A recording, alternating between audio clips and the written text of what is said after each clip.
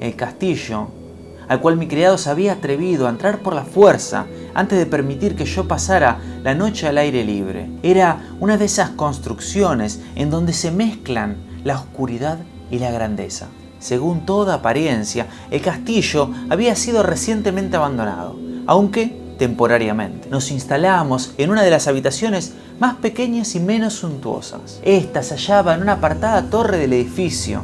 Sus decoraciones eran ricas, pero ajadas y viejas. Colgaban tapices de las paredes que engalanaban cantidad y variedad de trofeos heráldicos, así como un número insólitamente grande de vivaces pinturas modernas, en marcos con arabescos de oro. Aquellas pinturas no solamente emplazadas a lo largo de las paredes, sino también en diversos nichos que la extraña arquitectura del castillo exigía.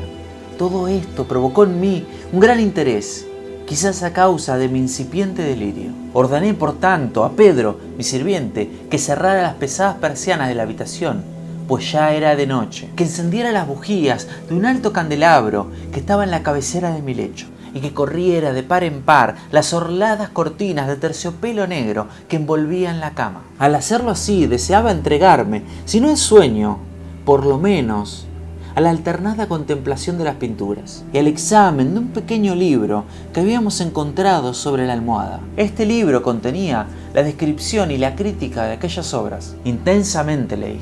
Rápidas y brillantes pasaron las horas hasta llegar a la medianoche.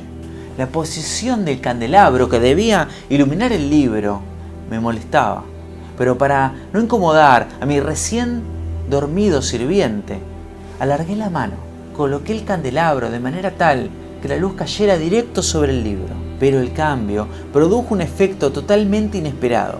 Los rayos de las numerosas bujías cayeron en un nicho de la habitación, que una de las columnas del lecho había mantenido hasta ese momento en la más profunda sombra. Pude ver así vívidamente una pintura que me había pasado inadvertida. Era el retrato de una joven que empezaba ya a ser mujer. Miré presurosamente su retrato y cerré los ojos. Al principio no sabía por qué lo había hecho, pero mientras mis párpados seguían cerrados, cruzó por mi mente la razón de mi conducta. Era un movimiento impulsivo, a fin de ganar tiempo para poder pensar, para asegurarme de que mi visión no me había engañado, para calmar y someter mi fantasía antes de otra contemplación más serena y más segura. Instantes después volví a mirar fijamente la pintura. Ya no podía ni quería dudar de que estaba viendo bien, puesto que el primer destello de las bujías sobre esa tela había disipado el cansancio que pesaba sobre mis sentidos, devolviéndome así a la vigilia. La pintura solo abarcaba la cabeza y los hombros, pintados con la técnica llamada vignette. Los brazos, el pecho y hasta los extremos del radiante cabello se mezclaban imperceptiblemente en la vaga pero profunda sombra que formaba el fondo del retrato. El marco era oval, ricamente dorado y afiligranado en estilo morisco. Como objeto de arte, nada podía ser tan admirable como aquella pintura. Pero lo que me había emocionado tan súbitamente y vehemente no era la ejecución de la obra, ni la inmortal belleza del retrato. Menos aún cabía pensar que mi fantasía, arrancada de un semisueño, había confundido esa cabeza de la pintura con la de una persona viviente. Inmediatamente vi que las peculiaridades del diseño, de la viñeta y del marco tendrían que haber repelido esa idea. Pensando en eso, me quedé tal vez una hora, medio sentado, medio reclinado, con los ojos fijos en la pintura. Por fin satisfecho del verdadero secreto de su efecto, me dejé caer hacia atrás en el lecho. Había descubierto que el hechizo del cuadro residía en la absoluta posibilidad de vida que había en esa expresión, que sobresaltándome al principio terminó por confundirme, someterme y aterrarme. Con profundo respeto, volví a colocar el candelabro en la posición anterior, alejada así de mi vista la causa de mi honda agitación. Busqué vivamente el libro que se ocupaba de las pinturas y su historia. Abriéndolo en el número que designaba el retrato oval, leí en las vagas y extrañas palabras que siguen. Era una virgen de singular hermosura, tan encantadora como alegre, aciaga la hora en que vio y amó y desposó al pintor, Él, apasionado, estudioso, austero, tenía ya una relación con el arte. Ella, una virgen de sin igual hermosura, y tan encantadora como alegre, toda luz y sonrisas, amándolo y mimándolo, y odiando tan solo el arte, que era su rival, temiendo tan solo la paleta, los pinceles y los restantes instrumentos que la privaban de la contemplación de su amante. Así, para la dama, cosa terrible fue oírle hablar al pintor de su deseo de retratarla.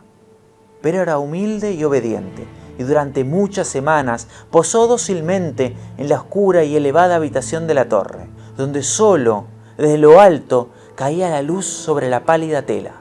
Mas él, el pintor, gloriábase de su trabajo que avanzaba hora a hora y día a día, y era un hombre apasionado, violento y taciturno, que se perdía en sus ensueños, tanto que no quería ver cómo esa luz que entraba lívida en la torre solitaria marchitaba la salud y la vivacidad de su esposa, que se consumía a la vista de todos, salvo de la suya.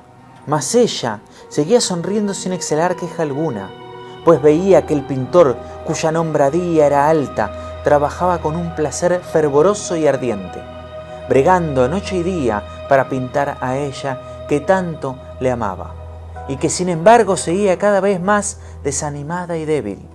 Y en verdad, algunos que contemplaban el retrato hablaban en voz baja de su parecido como de una asombrosa maravilla, y una prueba tanto de la excelencia del artista como de su profundo amor por aquella a quien representaba de manera tan insuperable.